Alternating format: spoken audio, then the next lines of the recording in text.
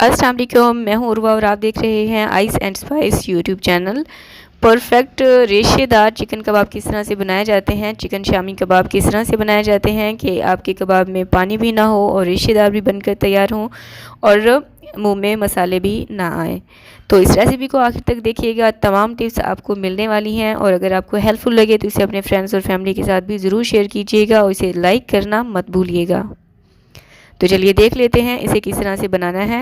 Subscribe करें ice and spice YouTube channel को, साथ में घंटी का बटन प्रेस करके ऑल पे क्लिक करें और पाएं डेली अपडेट। तो बिस्मिल्लाह करके रेसिपी स्टार्ट करते हैं। मैंने यहाँ पर लिया है आधा किलो चिकन, जो कि हड्डी के साथ इस्तेमाल कर रही हूँ मैं। आप बोनलेस चिकन का भी इस्तेमाल कर सकते हैं और अगर आप 1 किलो में बनाना चाहें तो आप जितनी भी चीज़ें मैंने आपको बताई हैं वो सारी डबल कर लीजिएगा। 1 कप मैंने चना दाल ली, इसको मैंने ओवरनाइट भिगो के रख दिया था। अगर आपके पास टाइम ना हो तो आप कम से कम भी 1 से 1.5 घंटे के लिए ज़रूर भिगो के रखिएगा। 2.5 खाने के चम्मच मैंने लिया है लहसुन अदरक और हरी मिर्च का पेस्ट और 2 खाने के चम्मच कुटा हुआ सूखा धनिया और 1 चाय का चम्मच दालचीनी का पाउडर। आप साबुत दालचीनी भी इसमें इस्तेमाल कर सकते हैं। 1 चाय का चम्मच ज़ीरा शामिल किया है और 1 चाय का चम्मच हल्दी और 1 चाय का चम्मच साबुत काली मिर्चें और आधा खाने का चम्मच नमक और 1 चाय का चम्मच मैं इसमें लाल मिर्चों का पाउडर शामिल कर रही हूँ। अच्छा, अगर आप चाहें तो लाल मिर्चों का पाउडर बढ़ा भी सकते हैं अगर आपको स्पाइसी शामी कबाब पसंद हैं तो। अब मैं इसमें 1.5 कप पानी डाल रही हूँ। इसको मिक्स करेंगे ताकि सारे मसाले अच्छे से मिक्स हो जाएं।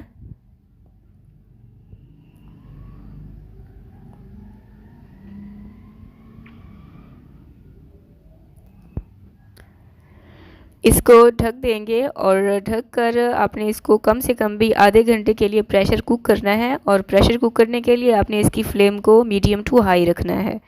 आधा घंटा यहाँ पर गुजर चुका है और आप देख सकते हैं चिकन और दाल बहुत अच्छे से मेरे पास गल चुका है, लेकिन अभी इसमें थोड़ा सा पानी मौजूद है। दाल मैं आपको चेक करवा देती हूँ।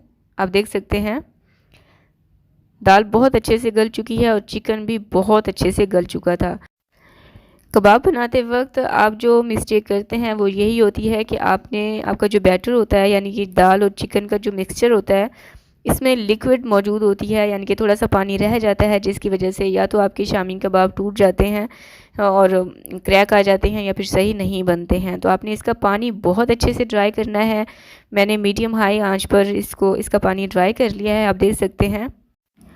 पानी खुश करने के बाद इसको आपने ठंडा होने देना है। मेरा भी जो है दाल और चिकन थोड़ा सा गर्म था, तो इसमें जितनी भी हड्डियाँ होंगी वो सारी आपने वेस्ट कर देनी है, यानी निकाल लेनी है।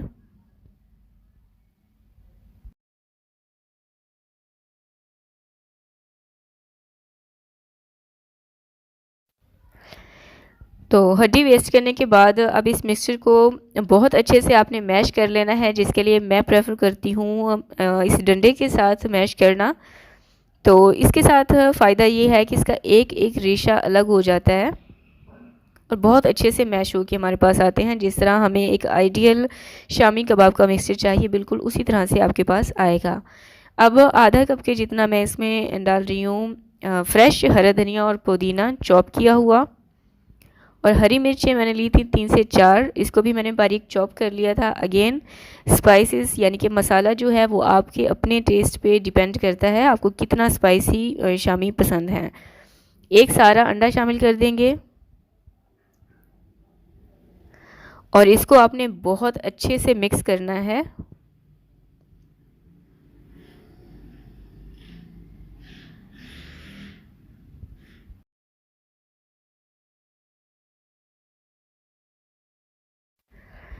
तो मिक्सचर हमारा तैयार है और मैं आपको चेक करवा देती हूँ। ये देखें, आप देख सकते हैं इसका एक एक रेशा अलग हो चुका है और सारे मसाले बहुत इवनली और बहुत अच्छे से इसमें मिक्स भी हो चुके हैं। तो अब हम अपने शामी कबाब बना लेंगे। इसके लिए एक अंडे के जितना आपने मिक्सचर लेना है, यानी कि एक जो नॉर्मल अंडा होता है ना उसके जितना। शामी कबाब ना तो बहुत बड़े होने चाहिए ना ही बिल्कुल छोटे। इसको बहुत अच्छे से प्रेस करते हुए पहले आपने इसका बाउल बनाना है और फिर ऊपर से प्रेस करके इसको शामी कबाब की लुक दे देनी है। तो यहाँ पर हमारे बहुत प्यारा सा एक शामी कबाब बनकर तैयार है। इसको एक ऑयल या फिर घी से ग्रीस की हुई प्लेट पर रख देंगे और सारे शामी कबाब इसी तरह से तैयार कर लेंगे। मैं एक और आपको बनाकर दिखा देती हूँ।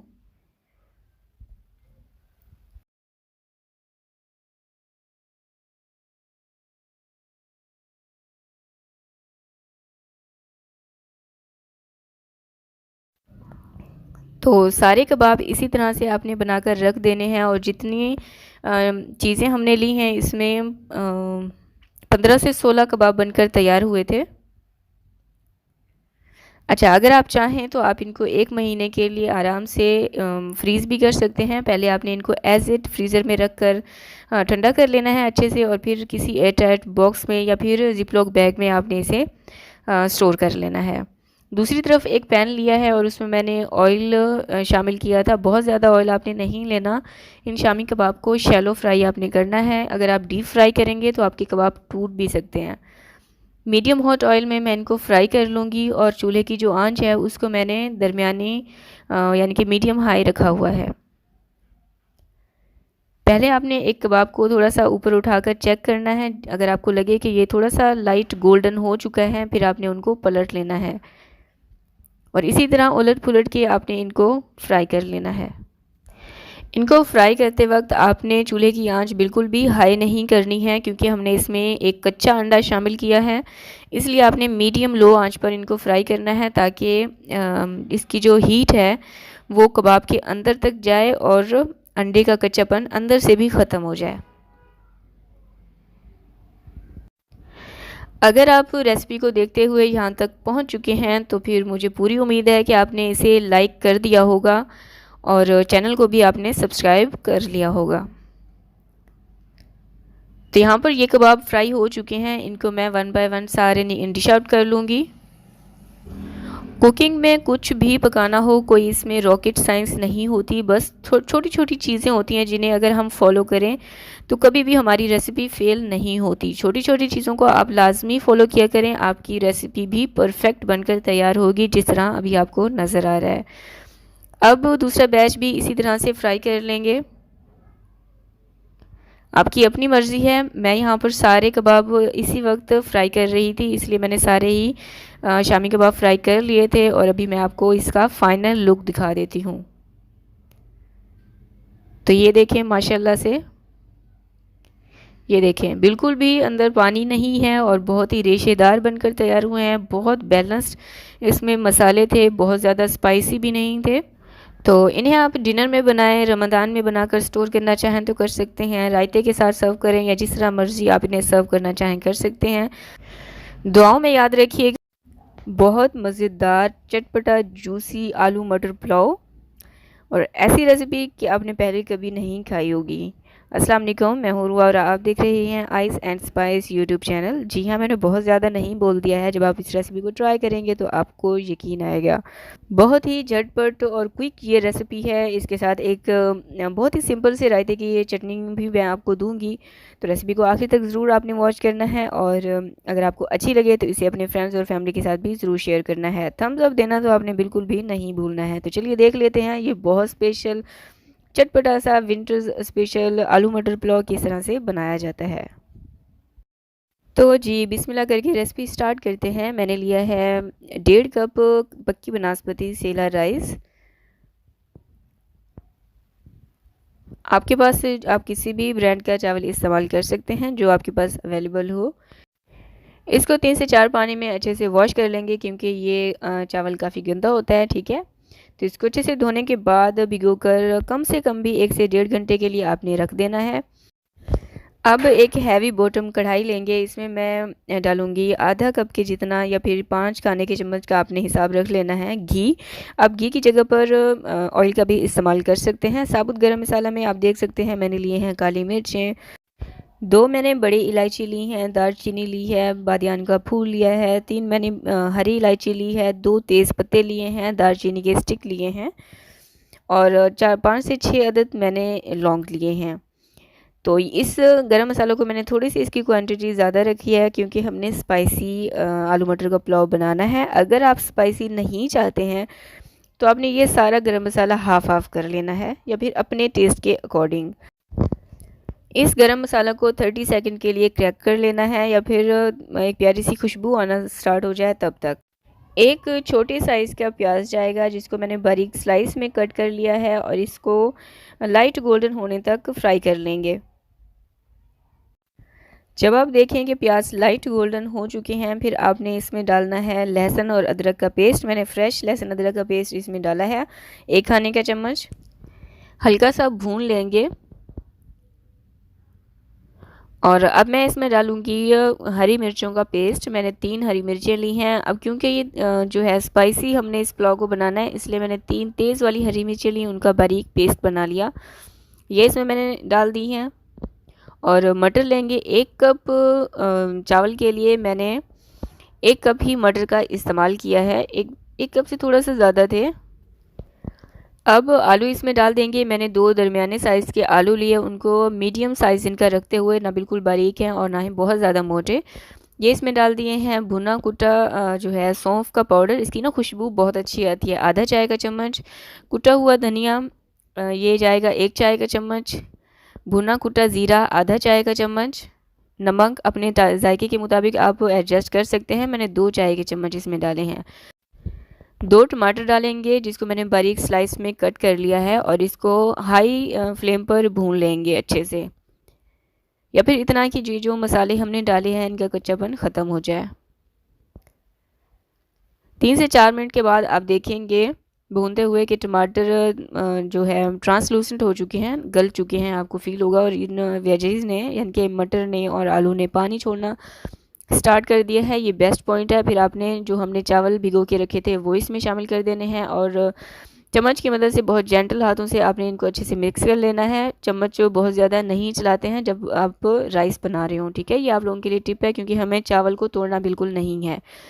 1 कप चावल के लिए मैंने 1 कप ही पानी इसमें डाला है। और जो मेन इस चावल में मैंने जो है नई चीज़ मैंने ट्राई की थी वो यही थी कि मैंने इस पॉइंट पे दही शामिल किया है। दही को आपने अच्छे से फेंट लेना है और आधा कप मैंने दही शामिल किया है। अब इसको ढककर इतना पकाएंगे कि ये जो पानी है ये ड्राई हो जाए। और चूल्हे की आंच बिल्कुल आपने लो नहीं करनी है, दरमियानी आंच पे आपने इसको 6 से 7 मिनट के लिए पकने देना है। अच्छा, दही को इस तरह डालने से ना ये बहुत जूसी बनकर तैयार होते हैं चावल। आप एक दफ़ा ज़रूर इसको जो है ट्राई कीजिएगा। मैंने भी पहली दफ़ा ये ट्राई किया और ये रेसिपी बड़ी पसंद आई सबको। आप देख सकते हैं पानी ड्राई हो चुका है, लेकिन अभी थोड़ा थोड़ा सा पानी इसमें मौजूद है। बहुत जेंटल हाथ रखते हुए मैंने सारे मसाले जो है मिक्स कर लिए हैं, यानी कि चावल को ऊपर नीचे करते हुए ना पूरे चावल की तह को मैंने बैलेंस कर लिया है। अब इसको हम रखेंगे दम पे। दम पे मैंने कोई एक्स्ट्रा चीज़ें यहाँ पर अब शामिल नहीं की हैं। अच्छा, जब भी आप चावल को दम के लिए या चावल जब भी पकाएं, आप कोशिश किया करें कि वो बर्तन हैवी बॉटम वाला हो। मेरा जो कढ़ाई है इसका जो तला है वो तो हैवी है, लेकिन फिर भी आपको दिखाने के लिए मैंने नीचे तवा रख दिया है और उसके ऊपर मैंने कढ़ाई रख दी। इसको 15 मिनट के लिए हल्की आंच पे मैं दम पर रख दूँगी। दूसरी तरफ जैसे मैंने आपको स्टार्ट में ही बताया है कि एक रायता की रेसिपी आपके साथ शेयर करूँगी। बहुत सिंपल, क्विक और ऑथेंटिक रेसिपी है और देसी भी है। मुझे बचपन से ही बहुत पसंद है। हरी मिर्चें मैंने ली हैं 2 अदद और ये तेज़ वाली हरी मिर्चें हैं। आप अपने जायके के मुताबिक देख लीजिएगा आपको स्पाइसी पसंद है या फिर नॉर्मल, क्योंकि चावल जो हैं वो हमारे स्पाइसी हैं, इसलिए चटनी आपने बहुत ज़्यादा स्पाइसी नहीं रखनी है। 2 मैंने लहसुन के जवे डाले हैं, फ्रेश पुदीने के पत्ते डाले हैं और फ्रेश ही हरे धनिया के पत्ते डाले हैं। डंडियाँ आपने नहीं डालनी हैं, वरना पीसने में थोड़ी सी मुश्किल पेश आती है और चटनी में अच्छी भी नहीं लगती हैं। अब इसको बिल्कुल जो है आपने अच्छी तरह से पीस लेना है। और नमक में मैं इसमें डालूँगी काला नमक। आप नॉर्मल नमक का इस्तेमाल कर सकते हैं, काले नमक का ना टेस्ट ज़रा अच्छा आता है।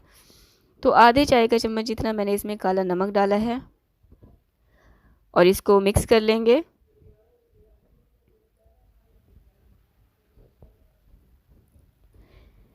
दही अब डाल देंगे। अच्छा, मैंने गाढ़ा दही इस्तेमाल किया है। ये ना तो खट्टा दही था और ना ही मीठा, नॉर्मल दही था और फ्रेश दही था। दही डालने के बाद इसको अच्छे से मिक्स कर लेंगे। मुझे जितना रायता चाहिए था मैंने उतना ही ये चटनी बनाई है। सही है, तो तैयार है हमारी बहुत झटपट सी चटनी। मेरा जब भी कोई सालन खाने को दिल नहीं करता ना, तो घर पे मैं यही चटनी बना लेती हूँ और इसी के साथ रोटी खा लेती हूँ। कितनी सादा है ना आपकी बहन वैसे। अच्छा जी, ये चटनी हमारी तैयार हो चुकी है और ये देखिए बहुत यमी सी और बहुत झटपट सी है। मुझे आई होप कि आप सबको ही आती होगी। अब दूसरी तरफ जो चावल हमने दम पर रखे थे, ये इसको 15 मिनट हो चुके थे और 15 मिनट के बाद आप देख सकते हैं माशाल्लाह से बहुत प्यारी खुशबू आ रही थी और बहुत ही दम भी इसको आ चुके हैं। अच्छा, मुझे ना आपको फ़ौरन से ये दम खोल के दिखाना था, लेकिन आपके पास टाइम हो तो आपने 15 मिनट इसको रख देना है। 15 मिनट के बाद जब आप इसको निकालेंगे ना तो बेस्ट रिज़ल्ट आएंगे, आपका चावल एक भी नहीं टूटेगा। सही है। और आप देख सकते हैं चावल बहुत जूसी बनकर तैयार हुए हैं। ये देखें, इसकी जूसीनेस आप भी आपको स्क्रीन पे नज़र आ रही है और चावल तो हमारा एक भी नहीं टूटा है। और चावल को मिक्स करने का भी यही तरीका है जिस तरह से मैं आपको दिखा रही हूँ। मेरी कोशिश होती है कि मैं वो चीज़ आपको सिखा सकूँ। हमेशा साइड से अप करते हुए साइड से दरमियान में ले जाएं चम्मच को और वहाँ से अप करते हुए आपने इनको मिक्स करना है। दरमियान में से आपने बिल्कुल नहीं करना, वरना चावल टूट जाते हैं। ये वाली गलतियाँ मैंने भी बहुत की हैं। अब चावल को मैं आपको डिश आउट करके दिखा देती हूँ और ये है हमारा फाइनल लुक। अगर रेसिपी को देखते हुए आप यहाँ तक पहुँच चुके हैं तो मुझे पूरी उम्मीद है आपने इस रेसिपी को थम्स अप ज़रूर दिया होगा, यानी कि वीडियो को लाइक ज़रूर किया होगा। अब रायता डालकर सर्व करें, अपनी दावत में इसको सर्व करें, मेहमानों के लिए बनाएं, अपना दिल कर रहा है तो अपने लिए बनाएं, अपने घर वालों के लिए बनाएं, अपने हबी के लिए।